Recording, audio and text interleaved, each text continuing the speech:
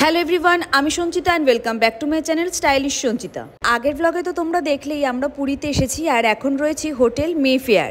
এখন দুপুর 12:30 একটা মতন বাজে, এখন আমরা হোটেলে ঢুকছি। আর আজকে যেহেতু দুপুর 1টা বেজে গেছে, তাই আজকে আর সমুদ্রে স্নান করতে যাব না। হোটেলটা যেমন অসাধারণ সুন্দর ছিল, রুমটাও তেমনই সুন্দর ছিল। আর আমাদের সোনা বাবার এটা প্রথম ট্রিপ। আর সোনা বাবা হোটেলের খাটের এই নরম বিছানা পেয়ে ওর তো ভীষণ আনন্দ।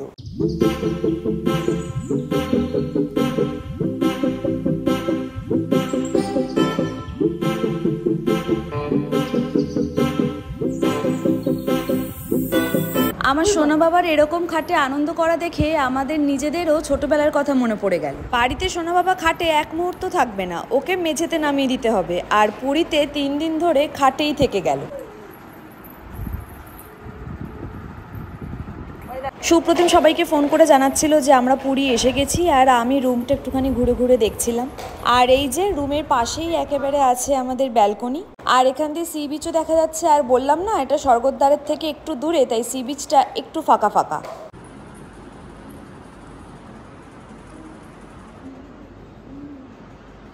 সারাদিন সোনাকে সেরেলাক খাওয়ানো হয়নি, তাই টিভি দেখতে দেখতে সেরেলাকটা খাইয়ে দিলাম। আর টিভিতে এখন চলছে আমার ব্লগ।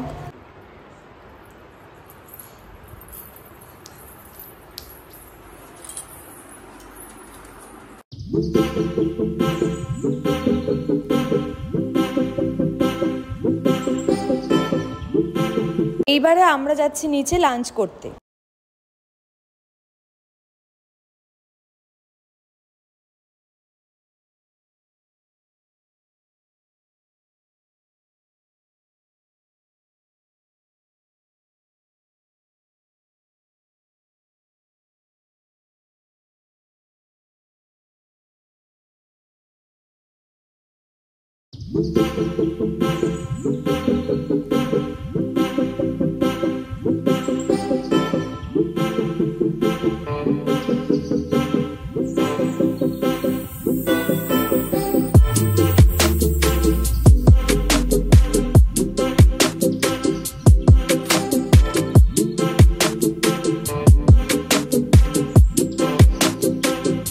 তারপর আমরা লাঞ্চটা করে নিলাম। আর লাঞ্চের জন্য এখানে বুফে সিস্টেম ছিল, আর প্রচুর খাওয়া দাওয়ার আয়োজন, আর প্রত্যেকটা খাবারই অসাধারণ সুন্দর ছিল। আমি স্টার্টারে নিয়ে নিলাম চিকেন স্যুপ, চিকেন কাবাব, আর মেন কোর্সেও সাদা ভাতের সাথে সাথে পোলাও, বিরিয়ানি, ফ্রাইড রাইস সব কিছু ছিল।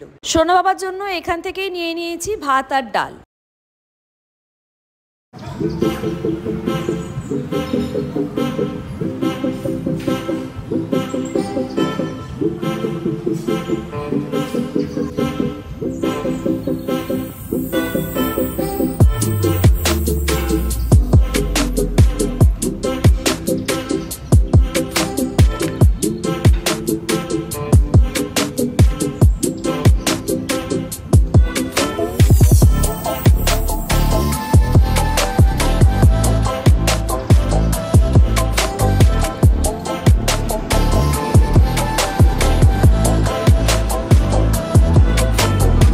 খাওয়া শেষে আমরা একটুখানি সুইমিং পুলের আশেপাশে ঘুরছিলাম। এখানে কালকে আবার হোলির জন্য প্রোগ্রাম। আমরা সেকেন্ড ফ্লোরে আমাদের রুমে চলে এসেছি। আর রুমে যাওয়ার আগে এইখানে একটা ইনডোর গেম আছে, সেইখানে এসেছিলাম। এখানেও অনেক ইনডোর গেম আছে, টেবিল টেনিস, ক্যারাম, দাবা। নড়ছে তো করো।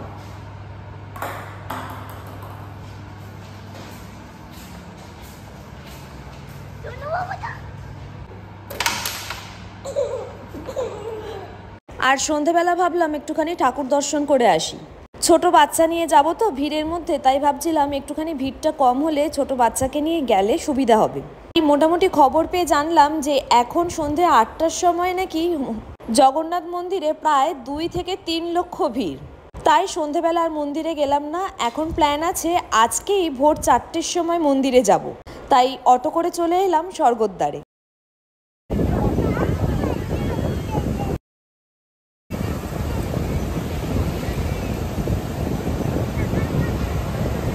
তারপর স্বর্গদ্বারে ফুচকা দেখে ফুচকা খেতে ইচ্ছা করছিল, তাই একটুখানি ফুচকাও খেয়ে নিলাম। আর এখানকার ফুচকাটা ভালোই খেতে, কিন্তু একদম স্বর্গদ্বারে বলে আলু মাখাতে বালি ঢুকে গেছে, তাই কেমন আলু মাখাটা বালি কিচকিচ লাগছিল।